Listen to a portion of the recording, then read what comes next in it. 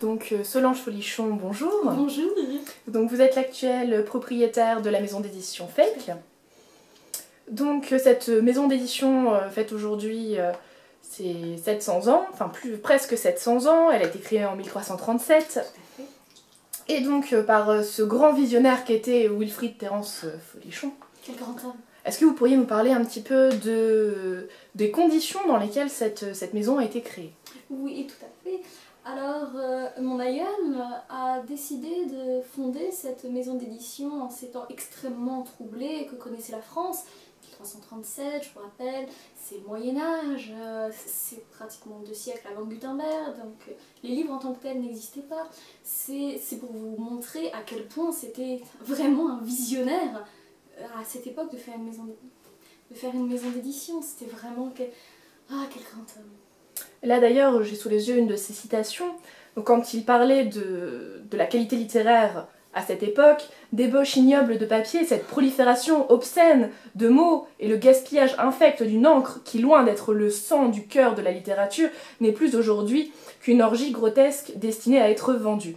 Est-ce que vous pourriez nous commenter un petit peu cette citation et nous faire le comparatif avec la littérature aujourd'hui ? Il n'y a point besoin de faire un comparatif avec la littérature d'aujourd'hui. Voyez-vous, c'est exactement... 700 ans après, cette citation n'a rien perdu de sa véracité, de sa puissance. Lorsque l'on voit, oui, cette profusion obscène indécente, comme le dit si bien mon aïeul, de nos jours. Il n'y a qu'à voir les rentrées littéraires de septembre et de janvier. On se sent souillé presque en entrant dans une librairie. Les étalages dégoulinent de livres dont la qualité littéraire est proche de l'étron je ne sais pas moi, que d'un citron. Vous voyez un citron, un livre citron, c'est... comment vous le décrire? On mord dedans, on plonge dedans, et même si c'est... Excusez-moi, je suis tout émue. Et même si ça pique, si c'est désagréable, ça n'en laisse pas moins un souvenir impérissable. Et voilà, et de nos jours, les livres sont fades. Ils sont grotesques, ils sont partout, et c'est pour ça cette citation est absolument merveilleuse. J'estime qu'on... Oui, pourquoi pas ne pas la mettre sur les frontaux des écoles publiques, parce que liberté, fraternité, égalité, oui, mais pas dans le domaine littéraire. Bien. Excusez-moi, je m'emballe un peu. Non, mais je vous en prie. Donc, dans les projets modernes de la maison d'édition, donc on a en 2012 la présentation du projet Iselène.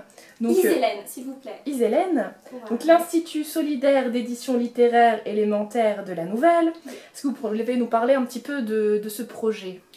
Oui, c'est un projet très vaste et très vague d'ailleurs. C'est pour l'instant surtout un projet. Il y a eu énormément de réunions, d'entretiens, et finalement nous avons réussi à choisir un nom pour ce projet. Bien, d'accord. Bon, parlons d'autre chose, parlons de votre auteur, puisque en fait depuis la création de la maison d'édition, il n'y a toujours eu qu'un seul auteur par période. Oui, parce que j'avais l'impression que vous vouliez dire que nous n'avons eu qu'un seul auteur depuis le début, ce qui aurait été un petit... ce qui était horrible quelque peu absurde, n'est-ce pas, en 700 ans, un seul auteur, le même auteur qui écrit pour 700 ans. Non, je vous le demande, au bout de 700 ans, on ne peut plus tenir une plume, voyons, les doigts tombent. Certes. Je suis désolée, je m'égare, je vous en prie, continuez. Donc, votre auteur actuel, Mademoiselle Pi, est-ce que vous pouvez nous parler un petit peu de la façon dont vous avez choisi cet auteur en particulier? Les astres nous l'ont dit. Bien, les astres vous l'ont dit. Oui, tout à fait, nous avons... à la base, j'avais demandé à ma consultante voyante astrologue, mais hélas, elle a eu... c'est une véritable tragédie. Excusez-moi, c'est extrêmement douloureux. Elle a eu un accident avec des feuilles de thé. Je suis désolée. Excusez-moi, je me reprends. Passons à autre chose. Oui, donc nous avons plutôt directement demandé aux astres qui il fallait choisir. Donc nous avions présenté plusieurs manuscrits. Quel événement bouleversant. Chacun de mes collaborateurs tenait un manuscrit dans ses mains. Excusez-moi, je suis tellement émue. Nous avons vécu une véritable épiphanie, puisque nous étions là Il faisait froid en plus, c'était l'hiver. Et chacun de mes collaborateurs tenait donc un manuscrit que nous avions reçu le mois précédent, cette petite sauterie en quelque sorte. Nous avons fait un apéritif dénaturé excellent. Et nous regardions et nous avons directement demandé aux astres ce qu'il fallait choisir. Et c'est là qu'une météorite, oh mon dieu, quel grand événement, c'est là qu'une météorite est tombée sur la main de mon collaborateur. Il va très bien, il va très bien. Donc ce collaborateur qui tenait le manuscrit avec de cette jeune auteure, Mademoiselle Pi, donc. Heureusement, il n'a rien eu à la main. Excusez-moi, c'est tellement horrible. Le reste de la météorite. Le reste de la météorite, malheureusement, annulé. Le reste de la météorite, malheureusement, lui a moins fait de cadeau. Mais notre maison d'édition a payé tous les frais d'enterrement. C'est fort généreux de votre part. Est-ce que c'est rituel de toujours choisir l'auteur de cette façon, de consulter les astres? Non. Parfois nous demandons au corbeau. Au corbeau. Est-ce que vous pouvez détailler un petit peu ces pratiques? Pourquoi choisir finalement autre que la qualité littéraire? Pourquoi s'en remettre à une force supérieure? Je comprends pas la question. Normalement, dans mon idée de la maison d'édition, elle fait aussi en sorte que son livre soit choisi pour être vendu, parce qu'il y a une qualité littéraire, parce que cet auteur dégage quelque chose par ce qu'il écrit. Et donc, là, vous vous en remettez à une force supérieure, aux astres, aux corbeaux, donc certainement à une forme de la nature, pour choisir ces manuscrits.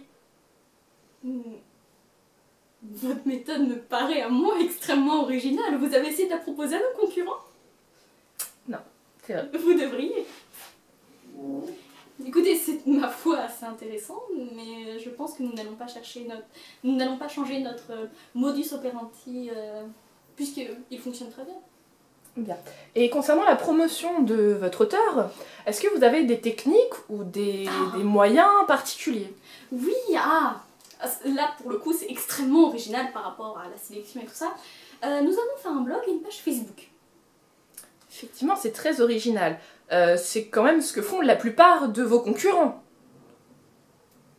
Oui, mais ils le font moins bien. D'accord, donc vous estimez votre qualité meilleure avec ces outils, vous estimez pouvoir toucher plus facilement le public. Non, notre qualité n'est pas meilleure, nous sommes meilleurs. Notre but n'est pas de toucher le public. Il est vraiment stupide. Pardon, excusez-moi, je ne vais pas dire stupide, je vais dire complet. Je veux dire malsain et immature. D'espérer, avec une page Facebook, atteindre des personnes qui ne sont pas au courant de ce qu'est le livre. Moi, cela me paraît totalement aberrant. Il est complètement inutile de faire un site internet. Les gens ne vont pas aller sur un site internet d'un livre qu'ils n'ont pas lu, qu'ils ne connaissent pas. Le site et la page Facebook sont là pour assurer une sorte de suivi de nos lecteurs. Et après, effectivement, faire un petit peu la promotion des événements, mais pour ceux qui connaissent déjà nos livres. Bien, Mademoiselle Folichon, je vous remercie du temps que vous nous avez accordé et j'espère donc que votre maison d'édition pourra continuer dans le tel succès qu'elle connaît aujourd'hui. J'espère aussi. N'oubliez pas, vous ne l'avez pas dit donc je me permets de le faire, il faudra mieux réviser vos fiches, jeune fille. Bref, je disais, nous avons actuellement un concours sur notre page Facebook, Édition Fake. Oh, c'est tellement vulgaire. Nous avons actuellement donc un concours d'écriture et d'illustration, donc je vous invite à vous y rendre, à lire le résumé et à participer car le premier prix est assez alléchant, c'est une sorte de petit séjour d'une journée pour 3 personnes à Disneyland Resort Paris avec l'auteur mais aussi l'illustratrice Caroline Godet que nous tenons à remercier car elle fait un travail absolument fantastique depuis le début, depuis 700 ans à peu près. Merci.